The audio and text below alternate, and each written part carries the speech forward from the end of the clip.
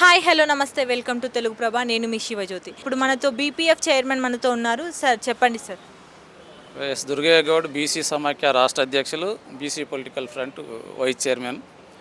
ముఖ్యంగా ఈరోజు బీసీ సంఘాలు అదేవిధంగా గౌడ సంఘాల సమన్వయ కమిటీ ఆధ్వర్యం లోపల ఈరోజు ముఖ్యమైనటువంటి రౌండ్ టేబుల్ సమావేశం జరిగింది. ఈ కార్యక్రమానికి మాజీ ఐఏఎస్ చిరంజీవులు గారు, BC political chairman Balaraju Goud గారు, అదేవిధంగా ఐలు వెంకన్న, మన అంబాల నారాయణ గారు, సింగం నాగేష్ గారు, శ్రీనివారు తదితర నేతలందరూ కూడా పాల్గొనడం జరిగింది. ముఖ్యంగా ఏంటంటే ఈ ఎన్నికలకు ముందు కాంగ్రెస్ ప్రభుత్వము ఈ అభయహస్తం పేరుతోటి వాళ్ళ యొక్క ఎన్నికల మేనిఫెస్టో ఇది. వాళ్ళ ఎన్నికల మేనిఫెస్టో సందర్భంగా ఇదే కామారెడ్డి డిక్లరేషన్లో బీసీలకు ఆ రోజు కర్ణాటక నుంచి సిద్ధిరామయ్య గారిని తీసుకొచ్చేసి ఈ రాష్ట్రంలో బీసీలకు, బీసీ కుల సంఘాలకు సంబంధించేసేసి చాలా హామీలు ఇందులో ఇవ్వడం జరిగింది. ఒక్కొక్కటి ఏంటంటే బీసీలకు 42% రిజర్వేషన్లు. మేము అధికారంలోకి రాగానే 3 నెలల్లో బీసీలకు 42% రిజర్వేషన్లు ఇస్తామని చెప్పారు కులగణన చేసి. అదేవిధంగా చేసినటువంటి కులగణన అసెంబ్లీలో తీర్మానం చేశారు. కానీ పార్లమెంటులో 300 మంది పార్లమెంటు సభ్యులు ఉంటే ఒక్కరోజైనా పార్లమెంటు స్తంభింపజేసి బీసీ రిజర్వేషన్ల మీద కేంద్ర ప్రభుత్వం వైఖరి ఏంటి అనేది కూడా ఏ రోజు కూడా దాని మీద లొలిపెట్టలేదు. అదే ఆపరేషన్ సింధూర్ మీద మాట్లాడారు, అదేవిధంగా బీహార్ ఎన్నికల మీద మాట్లాడారు, మిగతా యొక్క అవినీతి మీద జీవోలు తీసుకొస్తే మాట్లాడారు. కానీ ఎక్కడ కూడా బీసీ రిజర్వేషన్ల మీద ఒక్కరోజు కూడా పార్లమెంటు స్తంభించినటువంటి దాఖలాలు లేవు. మళ్ళీ మన కొత్తగా 2-3 జీవోలు తీసేసి మళ్ళీ గవర్నర్కు పంపారు. ఆ జీవోలతోటి ఏం కాదు మేము చెప్పాము. గతంలో జీవోలు తీశారు, జీవోలతోటి ఏమి కాదు, ఖచ్చితంగా 9th షెడ్యూల్ చేయాలి, పార్లమెంట్లో చట్టం చేయాలని చెప్పేసాం. అది కూడా గాలికొదలు. అదేవిధంగా మేము కాంగ్రెస్ ప్రభుత్వం ఏం చెప్పిందంటే మేము ఖచ్చితంగా కులగణన చేసినాం, కానీ ఈరోజు బీజేపీ పార్టీ ఇస్తలేదని చెప్పేసి బీజేపీ మీద అబండాలు వేస్తారు. బీజేపీ కాకుండా రాష్ట్ర ప్రభుత్వం చేసేటివి కొన్ని ఉన్నాయి ఇక్కడ. మీకు అదే బీసీ రిజర్వేషన్ల మీద బీజేపీ ప్రభుత్వం అడ్డుకుంది, కానీ బీసీ డిక్లరేషన్ మీద ఏ ప్రభుత్వం అడ్డుకోలేదు కదా. సంవత్సరానికి బీసీలకు 20,000 కోట్ల రూపాయలు ఇస్తామన్నారు బడ్జెట్లో. అంటే 2 సంవత్సరాలైంది, 40,000 కోట్ల రూపాయలు బీసీలకు ఇవ్వాలి. ఒక్క రూపాయి కూడా ఇప్పటివరకు చెల్లించలేదు. అదేవిధంగా ఎంబీసీలకు ప్రత్యేక మంత్రిత్వ శాఖ, బీసీలలో వెనుకబడినటువంటి వర్గాల కోసం ఒక మంత్రిని ఏర్పాటు చేసేసి ఆ కులాలను ఆధునీకరిస్తామని చెప్పారు. ఇప్పటివరకు చేయలేదు.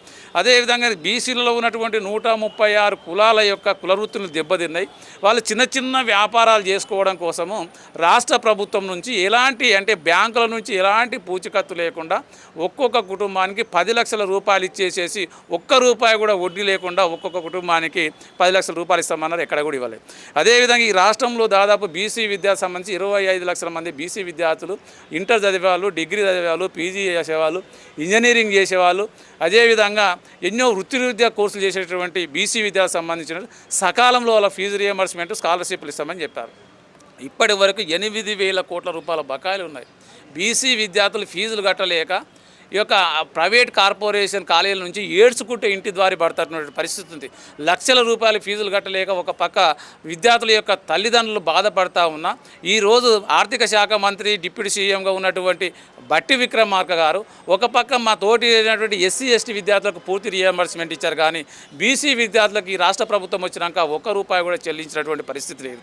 అదేవిధంగా ఈ రాష్ట్రంలో కులవృత్తులు ఉన్నటువంటి కులవృత్తులను కూడా ఎక్కడ కూడా కావాలి. అదేవిధంగా ఈరోజు ఈ యొక్క గౌడ కులానికి కూడా రాష్ట్ర ప్రభుత్వం, గత ప్రభుత్వం బీఆర్ఎస్ వైన్స్లలో 15% రిజర్వేషన్ ఇచ్చింది. మేము అధికారంలోకి వస్తే 25% రిజర్వేషన్ ఇస్తామని చెప్పారు. 25% ఇస్తున్నటువంటి ప్రభుత్వము 15% ఇస్తామని చెప్పేసి మళ్ళీ నోటిఫికేషన్ విడుదల చేయం. మరి మీరు ఇస్తున్నటువంటి ఇది చెప్పారు వాళ్ళు ఎన్నికల కంటే ముందు. ఈ కాంగ్రెస్ అభయాస్తం అనేది మాకు ఒక ఖురాన్ లాంటిది, ఓ బైబిల్ లాంటిది, లేకపోతే మాకు ఒక ఇది భగవద్గీత లాంటిదని చెప్పడం జరిగింది. మరి ముఖ్యమంత్రి గారిని అడుగుతున్నాం, ఈ భగవద్గీత కానీ, ఖురాన్ కానీ, బైబిల్ కానీ మీ దగ్గర ఉన్నట్టయితే ఒకసారి కామారెడ్డి డిక్లరేషన్లో ఉన్నటువంటి పేజీని తెరిచి చూడండి. ఒకసారి మీరు ఏమేమి హామీలు ఇచ్చారు ఈరోజు.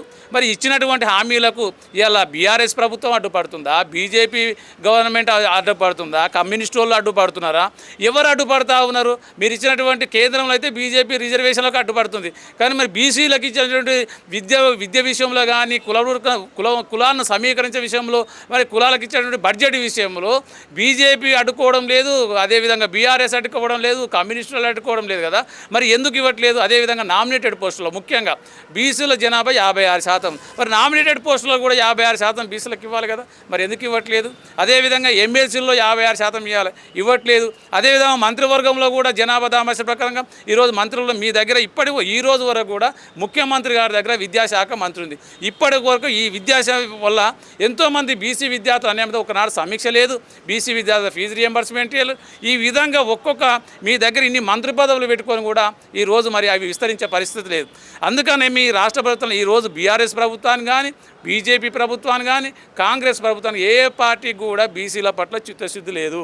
కేవలం ఓటు బ్యాంకు రాజకీయాల కోసమే ఈరోజు బీసీలతోటి ఏ విధంగా ఓట్లు వేయించుకోవాలనేటువంటి ఉద్దేశంతో ఈరోజు స్థానిక ఎన్నికలు ఉన్నాయి కాబట్టి, రాబోయే రోజుల్లో స్థానిక ఎన్నికలు ఉన్నాయి కాబట్టి మళ్ళీ ఏ విధంగా బుజ్జగించాలి బీసీలను, ఏ విధంగా ఓటు బ్యాంకును కొల్లగొట్టాలనే ఉద్దేశం తప్పితే ఎక్కడ కూడా బీసీలకు జనాభా దామాషపకంగా రిజర్వేషన్ ఇవ్వాలి, బడ్జెట్లో 50% నిధులు కేటాయించి ఆ కులాలను అధిరేకించుకోవాలనేటువంటి ఉద్దేశం లేదు. ముఖ్యంగా హైదరాబాద్లో కల్తీ జరిగిందంటారు, మేము కల్తీకి వ్యతిరేకం.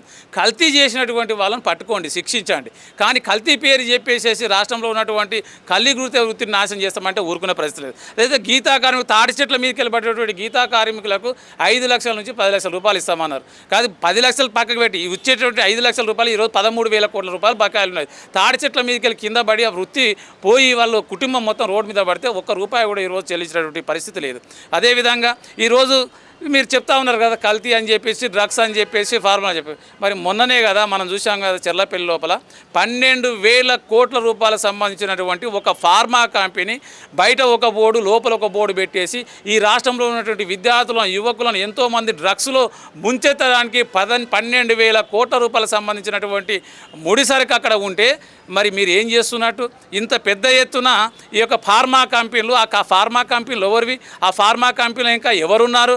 1,000 కోట్ల రూపాయల ఫార్మా ఎందుకు అక్కడ ఉంది అంటే ఇలాంటివి ఈరోజు నీళ్ళల్లో, పాలల్లో, అదేవిధంగా డ్రగ్స్లో, ప్రతి ఒక్క మందులో ఈ విషపూరితమైనటువంటి వ్యాపారాలు చేస్తున్నటువంటి వాళ్ళు ఎవరు? వాళ్ళ వెనుక ఉన్నటువంటి వాళ్ళు ఎవరు?